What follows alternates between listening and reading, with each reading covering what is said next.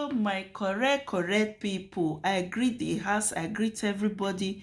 Welcome back to our channel, Commenters Analyzer TV. If you know say you just dey come across our video, please don't forget to subscribe, also on your notification bell in case whenever we post our video you go receive our video.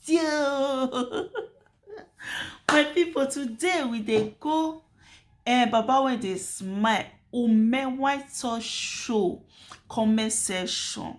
As una know, our channel is all about comment section. Yeah, we dey go people comment section. We go use their comment take do topic. We go tell una wetin people draw for the comment, and we go also tell una wetin the video dey all about. So today we go dey go white Talk Show comment section because of the ongoing saga between white Talk Show and Mama white Talk Show. We will collect some video, some comments for there. First, we go tell una wetin happen, wetin dem dey talk. Umewa come dey explain many things, how the relationship dey start and how the relationship dey scatter, and how the woman just dey monitor her.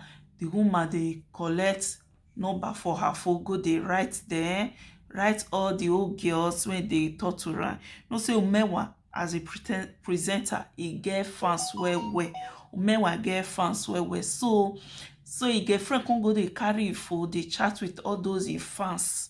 Then Umewa come take provoke and say the girl e no still get respect. No be beauty that they talk. Now when you enter house, you know who you dey with.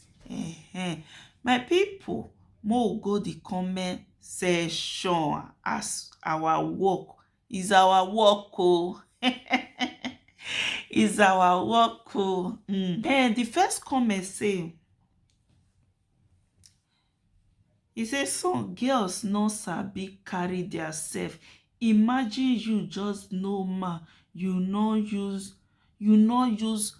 rubber. May I call her rubber because I dey social media. You no use rubber. You no use rubber cover.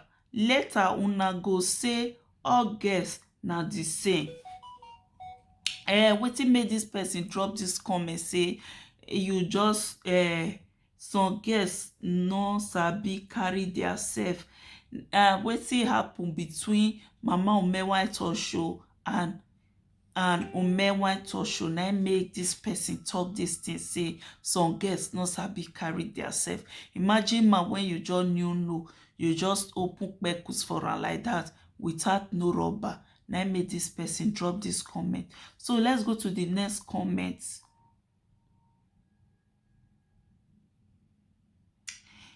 This next comment say, but Frank, you be fool sha. If you responsible, you for no sleep with her without rubber. Wetin this person, wetin make am talk this comment say, Frank, you be fool. If you dey responsible, you for not sleep with am without rubber. Now because they do the do pro, they no use rubber. Later the girl come say he don carry belle. Now make this person talk that word. So my people, and you were there for 2 weeks. Lovely. Because Frank say he go visit the girl. He can't stay there for a long time, for 2 weeks. Now I made this person say, and you were there for 2 weeks. Say the girl no get character. He even sand the girl. He sand down. He sand down. He say, but you say you no go for he just say, but you say you no go there for the do pro. He say you no go there for the do pro. Because Frank say they can't they do the do pro. You need to follow up now. Man can't greet woman. The woman no get husband. the man now, a woman not dey there for good 2 weeks. Some men no dey fit hold theirself, but some dey hold theirself. Some men no fit hold theirself. So since they don't dey say I love you, I love you, as the thing don happen, e no mean na make dem just run now. Opportunity come but once. Even though e go there for sex or e no go there for sex matter, as e don go there, dem don first dey talk about relationship. E don go there, no fit just leave the woman like that now. Go still help her ministry.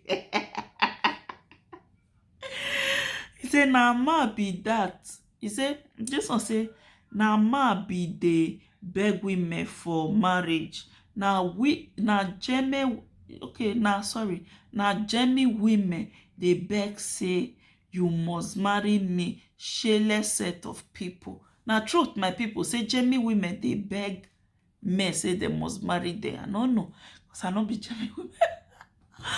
My people, drop your comments. I wan know if German women really dey beg, because me get people for Germany, dem no dey beg. Oh, hey, why they go beg man say you must marry me for what? He say you are not a real man. This person dey talk to Frank now. You are not a real man, because a real man will not leave his home and go and live with a woman for good 2 weeks. Oga or madam, real man or no real man dey visit woman. Relationship wan start and this woman get issue. E get issue for her Facebook and YouTube. So Frank needs to help her. Na make Frank go there. Abi you expect say the woman go come Frank house? Frank get woman for house. This thing even make me dey shame, because you know say Frank get woman for house. As you and I one day together, you know, just leave that woman. That woman na human being. Wetin we girls, may I use opportunity take talk to girls. Wetin we girls dey do, e dey very bad. We just want make man go just, e go tell you say I get relationship. You say no problem. Na oyibo. Okay, as he just come meet you,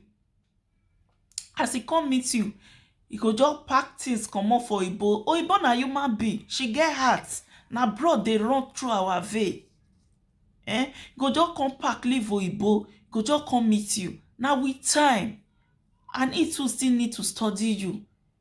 Women dey always dey do that thing. They go meet man with woman. They go just want make that man just leave that woman that moment. Make come meet them. Una get mind though. Women. We won't be women. We too get mind. Make just leave that woman. Una no care. Say na woman like you. Or it be you or it be you black. We are all human beings. We have to feel each other pain.